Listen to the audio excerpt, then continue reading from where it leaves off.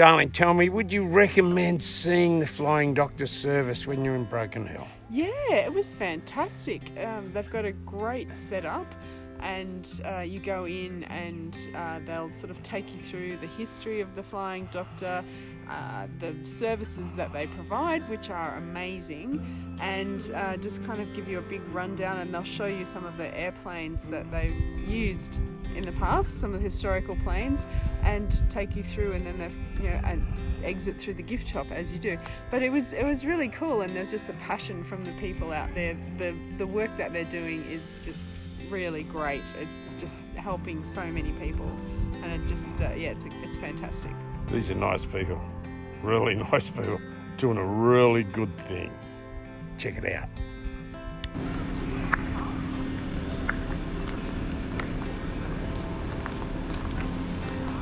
Here we go, we're pretty excited. We're just about to learn all about what's this? Royal Flying Doctor Service of Australia. And there's one thing we love doing, is finding out about history. Look at this.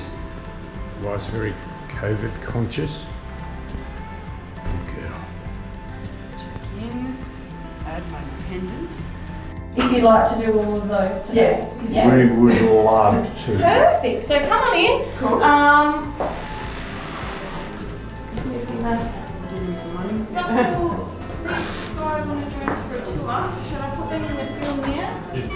I'm going to let Maggie do her call. By the time we get to the 1950s, most sheep and cattle stations have their own power plant. Most of the generators they have are 32 volt system with a battery backup. We'll let Maggie do her call. When she's going through her call, just have a look at some subtle little things that will happen. You should see the curtain moving ever so slightly from a gentle breeze coming in through the window. When she goes from the first call to the second call, you should see the hands on the clock go fast forward. And then later on, the boys have got a light of bonfire at the end of the runway, and you should be able to hear the plane coming into land and see the red glow through the curtains of the bonfire. This is 8 Victor Lima, Wentworth Station in northern New South Wales, calling VJC Royal Flying Doctor Service, Broken Hill. I need urgent help. Over. This is VJC Broken Hill. Go ahead, Wentworth Station. What's the problem? Over. Our tractor rolled over on my husband. He was caught under it. He's in a lot of pain. Over. What's your name? Over. My name is Margaret, or Maggie. My husband's name is Ben. Over. Okay, Maggie. Now, you just stay calm. We're here to help you. Where is your husband now? Over. Well, the boys and I got him out from under the tractor and carefully carried him to the ute. He's in bed now, but he's groaning something awful. Over. Is he conscious? Is he awake? Over. Yes, he's awake, but he doesn't know how to lie in bed. No position is comfortable for him. Do you know what I mean? He can't even cough, can hardly talk. Over. Maggie, has he shown you where the most severe pain is? Over. Yes, it's on the left side of his chest, above his stomach, I think. Over. Okay, Maggie, now just stay calm. I want you to go to the body chart in the RFDS medical chest and tell me where the pain is. Over. Okay, the chart is pinned on the wall in front of the radio. I'm looking at it now. Over. Right. Tell me where Ben is hurting. Over. I think it's 6 and D. It's hurting both back and front on his left side. Over. How's his breathing? Does it seem to be normal or is it labored? Over. Well, normal, I suppose, between the groans. Over. Does he have any other injuries? To the back, neck, head, or stomach? Over. No, everything else seems to be okay. Over. Stand by, please. Maggie, it's likely he has one or more fractured ribs. To ease the pain, give him 2 tablets from the medical chest's bottle number 44 every 4 hours. Make sure he stays in bed and stays as still as possible. And watch him. Over. What do you mean by watch him? Over. If it's a displaced fracture, there could be sharp bone ends in the break that could damage his lung. Keep checking on his breathing, and if the pain gets worse, call the RFDS again. If remain stable through the night. Radio us in the morning. Now, are you clear on that, Maggie? Over. Yes, I think so. Well, I hope I don't have to call until tomorrow. 8 Victor Lima, over and out. BJC Broken Hill, out.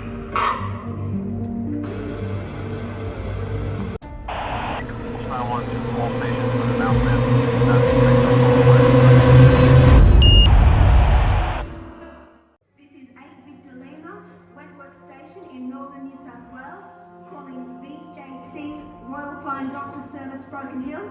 Please help me, over. BJC Broken Hill, receiving you, Wentworth Station. I remember your call this afternoon. It's Maggie, right? Over. Yes, this is Maggie. My husband's condition has suddenly become much worse. Over. What do you mean by suddenly become much worse? Over. He's had a severe coughing fit and then let out a terrible yell. He's in a lot of pain, much worse than before. Over. What's his breathing like? Over. It's laboured. He's finding it difficult to breathe. Over. Stand by for a few seconds, please. Okay, Maggie, it sounds like a punctured lung. We're dispatching an RFDS plane immediately. Stay calm and try to keep your husband calm. Over. When will it get here? Over. In about 75 minutes. Please get the boys to build a big fire at the end of the landing strip and to clear all animals from the strip. They should stay there to keep the fire going and keep animals away. Over. Okay, I'll get the boys onto it right away. Thank you. Over. Do you have any questions, Maggie? Over. Is Ben going to die? Over. No, I don't think so. He'll be in good hands shortly. Try not to worry, Maggie. Over. Thank you for being there. 8VL, over and out. VJC Royal Flying Doctor Service Broken Hill, out. One of the other things we realised that we could use our radios for women in the outback, it was a very lonely, isolated life. And to help overcome the isolation, we threw the radio open for a free-for-all, what we called the bar session. And it went from 3 o'clock in the afternoon till 6 o'clock at night. So if you want a recipe for pumpkin soup, you could jump on the radio and get it. If someone just had a baby, just got engaged, all those sorts of things would be announced. If it had been raining in the district, the rainfall totals would come in. Or if you had a load of wool that you wanted to backload back to Broken Hill, you put a shout out, see if there's any truckies in the area. So it was a very important way of keeping people informed and up to date with what was going on. Then in the 1950s, we also started using the radio network for School of the Air. Now, prior to the School of the Air starting, parents would have been trying to educate their children themselves with very limited resources and very limited skill set. With the advent of School of the Air, all the resources, all the worksheets, everything was shipped out weeks in advance, and they used our radio from 9 o'clock in the morning till 12 o'clock, so school only went for 3 hours a day. The theory was you would do School of the Air in the morning and then work on your worksheets in the afternoon. Now I can guarantee you that no one ever worked on worksheets in the afternoon. As soon as School of the Air radio was off, they were gone. I mentioned when we were there that Flynn was hearing lots of horrible stories when he first hit the outback, and as part of that he wrote a book called The Bushman's Companion. He organised all the churches in Sydney, Melbourne and Adelaide to fundraise so that he could afford to give this book away to people travelling through the bush. Pocket size, fit in your pants or throw it in your swag. And it contains lots and lots of advice. It contains advice on how to do bandages, how to identify the different types of injuries that you may possibly have, how to treat them.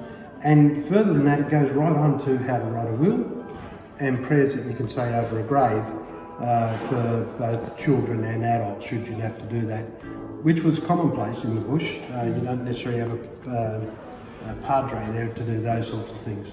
I'll just firstly by providing 365 days of the year, 7 days a week, 24 hours a day, emergency flights should you need us. And secondly, by providing GP clinics in small rural and remote towns that don't have any doctors. So on this map we have yellow pins that represent rural flying doctor bases that we can fit on this portion of Australia. If I had a full map of Australia, we'd have 23 yellow pins because we have 23 bases. Now here's Broken Hill. We look after the western part of New South Wales, southwest corner of Queensland and the eastern side of the Flinders Ranges in through South Australia. That entire area is actually larger than England and Wales. Now, not counting Broken Hill, in that entire area, there are no other doctors. And that's the reason why Royal Flying Doctors even exist. Now, a number of these small communities do have small hospitals or small nursing facilities, and they're managed by very professional nurses and nurse practitioners, and then supplemented with athletic clinics. So places like Kenya and Menindee, we have to run at least 3 clinics a week. Places like Tibooburra and Unika don't have the same sort of health issues, so we only have to do 1 a week. And a place like Hungerford on the Queensland and New South Wales border, we only have to do once a month. I like to be a tour guide for the flying doctors, and we always tell everyone we have the easiest job in Australia because all we have to do is talk about the $20 note. So on the $20 note we have Reverend John Flynn, the founder of the Royal Flying Doctors. And when he, and along with the other young patrol padres, first arrived in the outback, they basically travelled via camel because there was no roads in 1910 in the bush. Camels were the ideal way to get around. The colour red, of course, represents the colour of the outback. Right over the far side we have an image of an aircraft. This is a fabric-covered biplane that we leased from a brand new company in Australia called Qantas at 2 shillings a mile. And in the first 12 months we flew about 50 missions in that aircraft. Last year around Australia we clocked up 28 million kilometres flying around Australia. Jesus. In the security is a compass. A compass there to represent that we're right around Australia, north, south, east and west. We have a cross-section of Alf Traeger's pedal radio to show the advent of that sort of technology, and the body chart. Now, you would have seen the body chart come into play with Maggie. Such a simple system invented by a nurse in the 1950s, because trying to do a diagnosis on someone that you can't see is not real easy. So now the doctor says, where's it hurt? If she ate L6, the doctor knows exactly where you're talking about. Now you'll find a body chart in one of these. This is actually a medicine chest, or we call them outback pharmacies. There's about 3,000 of these scattered throughout Australia, because if you're in the likes of Wilkenya or Whitecliffs or Tibooburra or Inamika or Milbrinka, you won't find a chemist shop. But somewhere close by, someone's going to have one of these. They're provided free of charge by the Australian Health Commission, and those properties and those businesses that have one of these only do so on the understanding that they have to do regular audits that's run in conjunction with our communication staff, and that the only person who can issue anything out of this medicine chest is the doctor himself. Now, we actually use a number system, so the doctor won't say take Panadol, the doctor will say take tablet number 55. The reason why we use numbers, in our early history, not everyone could read and write, but they could all count. They knew how many sheep they had, they knew how many cattle they had, they knew if they were 6pence short in their pay. So numbers was the ideal way to go. And we're stuck with that system because today you can get drugs with very similar sounding names that do a completely different job. It reminds me of a yarn back in the late 1950s. Noel Gracie wasn't feeling very well, so he got on the radio and had a consult with the doctor, and the doctor said, right, I want you to take tablet number 9 3 times a day for a week. Give us a call back at the end of the week. So the week went past, the old Gracie got back on the radio, and the doc said, how you feeling? He said, mate, never felt better. Best I felt for decades. He said, the only thing was I ran out of tablet number 9, so I've been taking a 7 and a 2. Oh, that's great. 18 months ago, 2 years ago, we used to use this hangar for all of our engineering work. And you would have come in here, you would have seen engineers pulling planes to pieces, etc. But we had an audit done by the Civil Aviation Authority, and we failed big time because this is a very old building that we're trying to do modern engineering and that sort of stuff. So we built our engineers a brand new hangar and engineers workshop and kicked them out of here. So we figured, what are we going to do with this building? And we thought, let's turn the back half into a museum. We still need the front half to be able to park our operational aircraft when they're not in use. Because the building itself, museum-wise, lends itself to it because it's actually built in 1938 in Manchester in England in a kit form. Yes. Yep. Put in a kit form on a ship to Port Pirie, and then from Port Pirie to Broken Hill via train, and then reassembled. Now there's not one section of this hangar that 2 blokes can't lift. This was designed around a two-person lift, so you put 2 blokes pull up with the metal, bolt it in, come back at the next week, bolt it in. Even the sheets of iron were only 6 foot long to enable people to climb up on the roof and put them on the roof. So this is like a large Meccano set. or a large piece of IKEA furniture. It's great engineering. It's It is. fantastic. Yeah, it's really, really good stuff. Beautiful. This is what they call Bellman Hangers. There used to be lots of them in Australia. There were a lot of them built just prior to the Second World War, most of which were built up towards Darwin. But Cyclone Tracy wiped most of those out. So this is only one of about 3 left.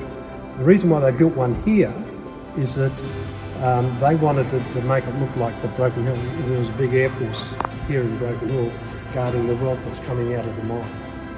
The other thing that not many people are aware of, every ounce of Australia's gold bullion that was held, that the Reserve Bank held, is actually in storage here in Broken Hill.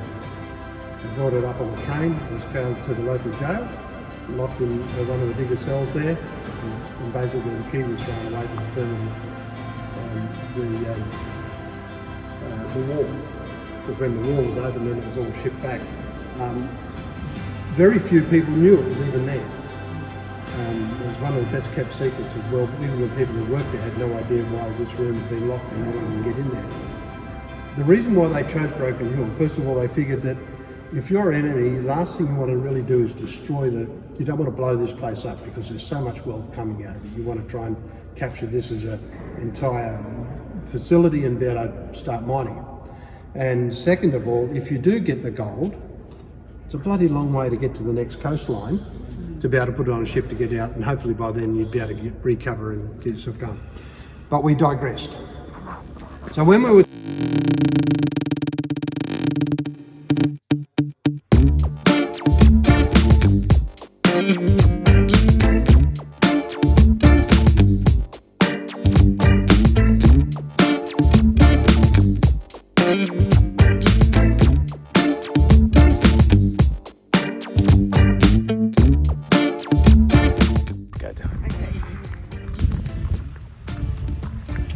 That was pretty good. It was. What did we do? We flew around Broken Hill. Yes, we did a 1-hour scenic tour with Broken Hill Aviation and our pilot Terry. And when we finished that, we went up to the Royal Flying Doctor Service Experience. It's fantastic. If you ever get the chance to do it, it's great. It gives you the history of the Royal Flying Doctor Service. It's amazing. What they do is fantastic. That's good. We love them, Broken Hill. So if you like this video, what do you do, darling? Give us a thumbs up and hit that subscribe button. Look where we are. It's that quiet where we are here. You can hear the insects in the grass. Beautiful.